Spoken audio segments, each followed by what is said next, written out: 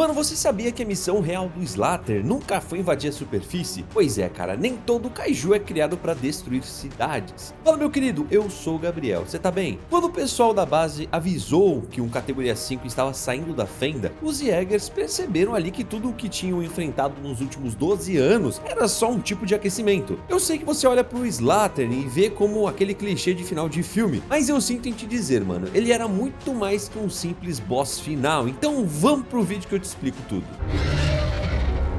A grande verdade que o roteiro do filme deixa passar batido é que o Slater nunca foi projetado para poder invadir a superfície. A gente passou, mano, a guerra inteira vendo os alienígenas mandarem clones para poder destruir Tóquio, Sydney ou até São Francisco. Mas em janeiro de 2025, quando os precursores perceberam que a humanidade ia descer até o fundo da Fossa das Marianas com uma bomba nuclear na Operação Pitfall, a regra de tudo mudou, né? Eles precisavam proteger a porta da casa deles. E a resposta deles foi o famoso evento triplo. 3 monstros saindo ao mesmo tempo. Só que a novelização oficial escrita por Alex Irvine revela que o Slater não foi enviado para fazer volume na água junto com o Scanner e o Raiju. Ele foi o único kaiju da história criado especificamente para defesa de território. A ordem cravada na genética dele era de ficar plantado ali na frente da porta da casa, cara, na escuridão do Oceano Pacífico, para poder garantir que nenhum pedaço de metal humano chegasse perto do portal. Ele não era um invasor, cara, ele era tipo um comandante, sabe? Comandando esses outros 3 kaijus, o guardião da muralha, sabe?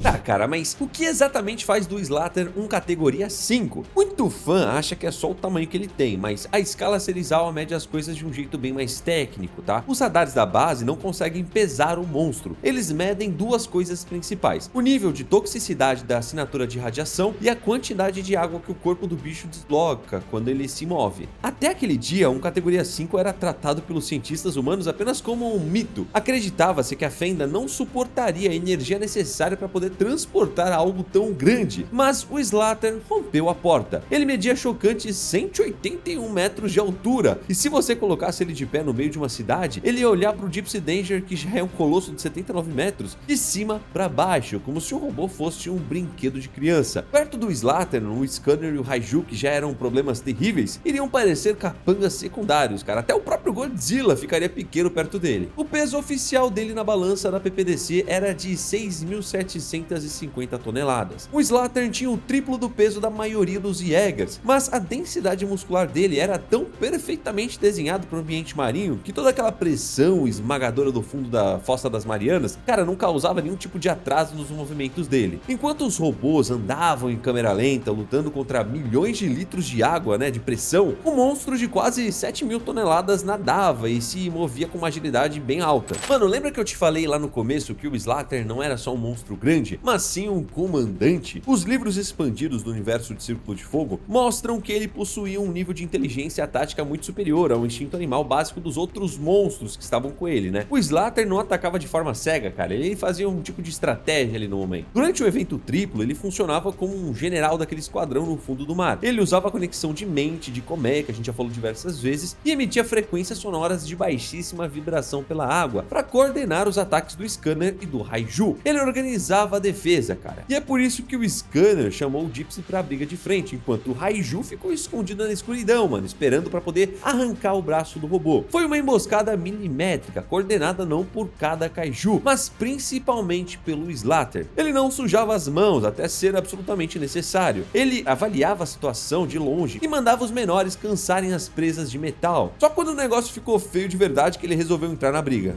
E mano, a primeira coisa que chama atenção é o formato da cabeça dele. Ele tem meio aquela estrutura alargada nas laterais, sabe? Que lembra muito um tubarão martelo, inclusive. E isso tá longe de ser apenas uma escolha estética do diretor do filme pra deixar o bicho mais bonitão e imponente, sabe? No fundo do mar, cara, onde a luz do sol não chega, a visão frontal não serve pra quase nada. Aquela cabeça toda estranha dava ao Slater 2 vantagens desleais. Primeiro, um campo de visão periférico de praticamente 360 graus. Ele enxergava o que estava acontecendo dos lados, mano, e até um pouquinho na parte de trás dele. Ou seja, você não conseguia flanquear o Slater no escuro, porque o campo visual dele não deixava pontos cegos. Segundo, as laterais daquela cabeça funcionavam como sensores eletromagnéticos e de sonar super sensíveis. Então, mano, ele não precisava ver os Jaegers, ele sentia a vibração da água, cara. E conseguia também sentir a assinatura térmica do reator nuclear do Gypsy Danger a quilômetros de distância. Além disso, a parte da frente da cabeça era coberta por uma placa óssea absurdamente grossa, desenhada como um escudo curvo. O objetivo dessa testa reforçada era absorver pancadas diretas na cabeça, sem deixar que a força do trauma chegasse no cérebro dele. Mano, era tipo um capacete embutido de um monstro que sabia que ia tomar soco de robô gigante, sabe? Mas, cara, a sacada mais suja e covarde da engenharia daquela criatura não estava na cabeça, tá? Estava na parte de trás dele. Diferente de 90% dos kaijus que dependem das mandíbulas ou de braços fortes para poder rasgar o inimigo de perto, a principal arma de destruição desse categoria 5 eram as 3 caudas gigantes que ele tinha. Aquelas caudas, mano, terminavam em pontas ósseas afiadas, e a musculatura da lombar dele era desenhada para poder chicotear esses 3 apêndices de uma só vez, criando meio que um triângulo de perfuração, sabe? E, inclusive, durante o combate final, a gente viu o que isso significa na prática. O Striker Eureka era o Jaeger mais rápido e mais avançado que a humanidade já tinha construído. Ele era o orgulho da Austrália, focado inteiramente em agilidade extrema.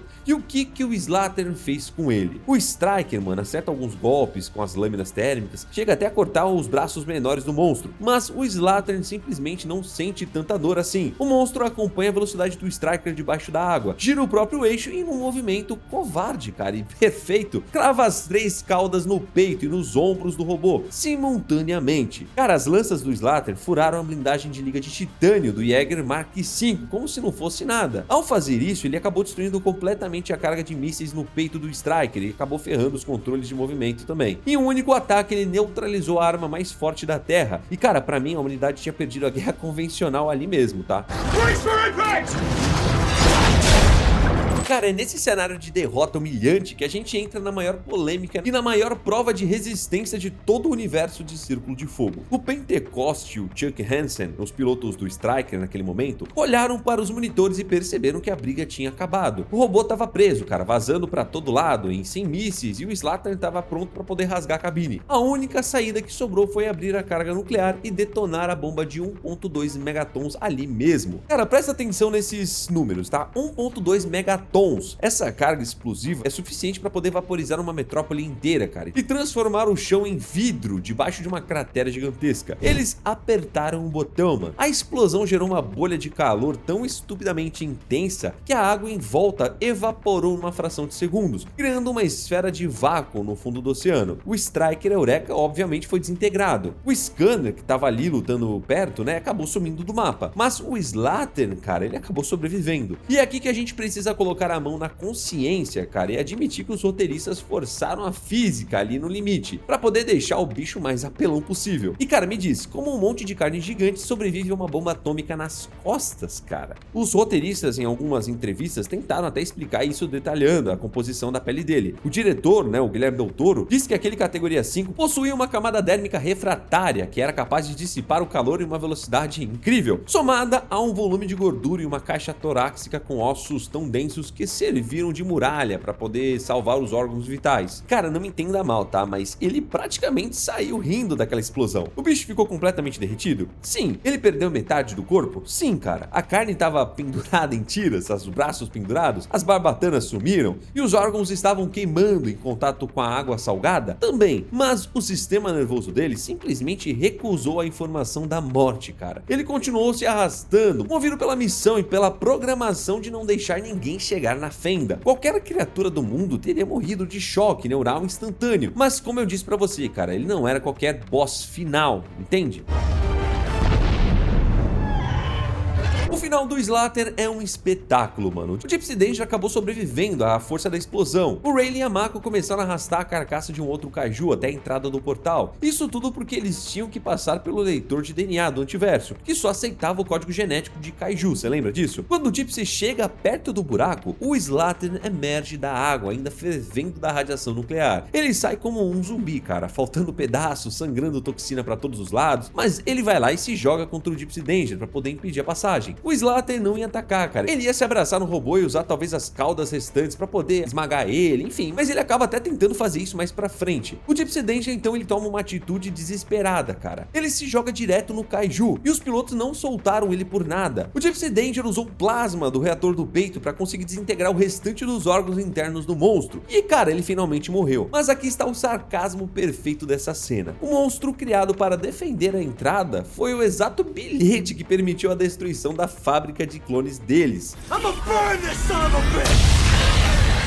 Outra coisa importante é que uma discussão que sempre pega fogo nos fóruns de Círculo de Fogo é: o Slater continua sendo o monstro mais forte de todo o universo ou ele perdeu a coroa? E cara, a resposta depende da regra que você quer aplicar. Na guerra original até 2025, ele foi indiscutivelmente o rei, né? O Letterback ou a própria Otashi seriam esmagadas se tentassem brigar de frente com ele no fundo do mar. Mas se a gente pular para os eventos de Uprising, 10 anos depois, as coisas acabam mudando. Naquela segunda invasão, eu acredito que só o Mega Kaiju venceria do Slater, cara. Eu falo isso, mano, porque a Pan Pacific olhou pro tamanho daquele absurdo e classificou ele extraoficialmente como um categoria 6. O Mega Kaiju, ele pesava em torno de 7.800 toneladas e a altura total superava a do Slater. Ele absorvia energia cinética, cara, e acabava devolvendo dano. Porém, aqui vai o meu argumento para manter o respeito pelo monstro original. O Mega Kaiju não é um projeto puro, né, cara? Ele é meio que um tipo de fraude. Ele é uma costura maluca de 3 monstros diferentes que precisou de enxames de robôs parasitas para poder grudar as partes dele. O Slater, por outro lado, ele nasceu daquele jeito, cara. Ele é o topo real da evolução natural que os aliens criaram.